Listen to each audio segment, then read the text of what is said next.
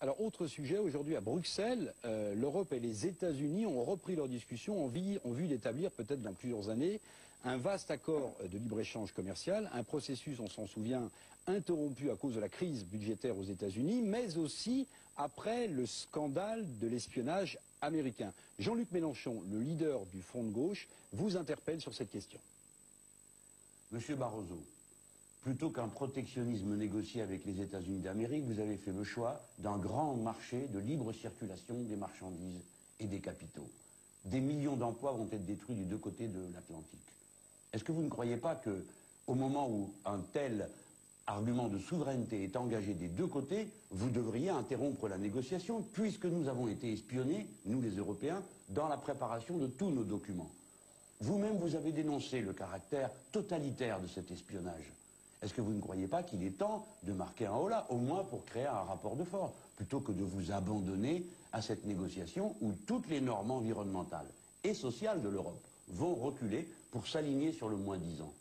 Alors, quand Jean-Luc Mélenchon dit, José Barroso, que vous avez dénoncé les écoutes américaines, c'est le moins qu'on puisse dire. Je vous cite, vous m'arrêtez si je dis une erreur, vous avez dit à propos des méthodes de la NSA, ce sont celles d'une police politique, d'un pays totalitaire. Nous savons en Europe ce que signifie le totalitarisme. Nous savons ce qui arrive quand un État utilise ses pouvoirs pour s'introduire dans la vie des gens. Je ferme les guillemets, c'était votre déclaration. J'ai dit à peu près ça. Car effectivement, nous savons qu'en Europe, nous nous rappelons encore, et moi, j'avais 18 ans quand la démocratie est arrivée à mon pays, quand il y avait les polices politiques. Et par exemple, l'Allemagne de l'Est, où vient d'ailleurs Madame Merkel, nous savons que c'était la Stasi, la police politique, qui suivait la vie de tous les gens. Donc nous n'aimons pas ça. Je n'ai pas dit que les méthodes suivies sont les mêmes. Mais j'ai dit que ça pose des préoccupations légitimes. Quand vous discutez avec les Américains d'un accord aussi important, d'ailleurs les Américains sont souvent libre-échangistes dans le discours, mais extrêmement protectionnistes quand il s'agit de leurs intérêts. Quand on discute avec les Américains d'un tel accord, et qu'on sait qu'on est espionné sur ce que l'on va proposer à la négociation, puisque la NSA écoute, mais de quoi parle-t-on? D'une négociation alors que les Américains connaissent nos arguments et ce qu'on va leur opposer? Tout d'abord, l'accord commercial entre l'Europe et les États-Unis n'est pas un cadeau que nous faisons aux États-Unis. C'est dans notre intérêt. Sinon la Commission et les États membres n'auraient pas adopté un mandat pour négocier avec les États-Unis. C'est dans notre intérêt. D'ailleurs, pour la France, c'est à mon avis un grand atout. Je ne sais pas si vous savez que les États-Unis sont de loin le premier client en dehors de l'Europe, la France.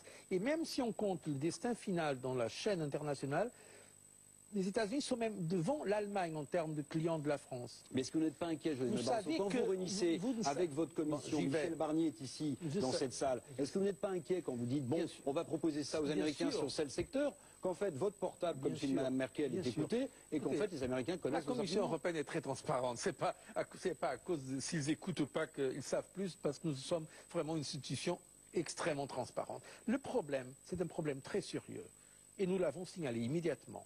Nous avons constitué, d'ailleurs, les États membres sont mis d'accord maintenant au Conseil européen pour lancer, à l'initiative de la France et de l'Allemagne, lancer déjà des contacts bilatéraux avec les États-Unis parce que ce sont des questions de sécurité nationale. C'est plutôt la compétence des États plutôt que la Commission.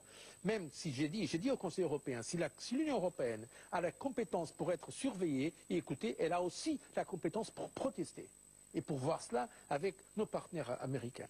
Et nous sommes en train d'avoir avec eux un dialogue que j'espère puisse rétablir la confiance. Parce que là, vous avez un point, effectivement, un accord de cette portée exige un minimum de confiance entre les partenaires. Et donc, nous avons signalé de la façon la plus claire notre inquiétude à nos partenaires américains. Mais deux choses l'une, ceci dit, c'est dans notre intérêt. On ne va pas tirer sur nos pieds. Ou bien vous regrettez vos propos trop forts sur le totalitarisme américain, ou bien il faut nous expliquer comment, avec un pays qui a des méthodes totalitaires, vous allez finalement quand même négocier un accord. Écoutez, le commerce mondial, on le fait avec tout le monde, hein. Attention.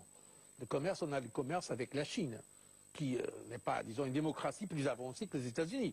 Moins avancée. Comme ça. Bon, on a le commerce. Donc il faut séparer les choses. C'est dans notre intérêt d'avoir un accord avec les États-Unis sur le plan commercial, précisément parce que, comme vous aviez dit, parfois, il y a beaucoup de protectionnisme aux États-Unis.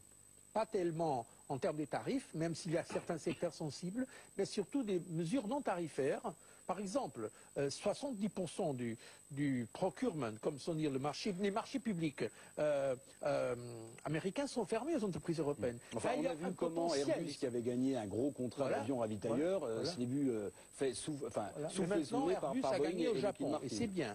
Maintenant, Airbus a gagné au Japon. Maintenant, d'ailleurs, je viens de fermer avec le Premier ministre du Canada un accord qui est, bien sûr, à une échelle plus petite, mais sera un excellent précurseur pour l'accord avec les Américains. Donc, à mon avis, on doit séparer les choses. Mais sur les questions qui touchent la Commission directement, parce que la Commission a la responsabilité sur la protection des données, et pour nous, la protection des données et la protection de la vie privée, c'est un droit fondamental. Nous avions, même avant ces dernières révélations, nous avions déjà saisi les Américains pour trouver une plateforme commune, parce que c'est très important d'avoir avec eux un accord pour la protection des données.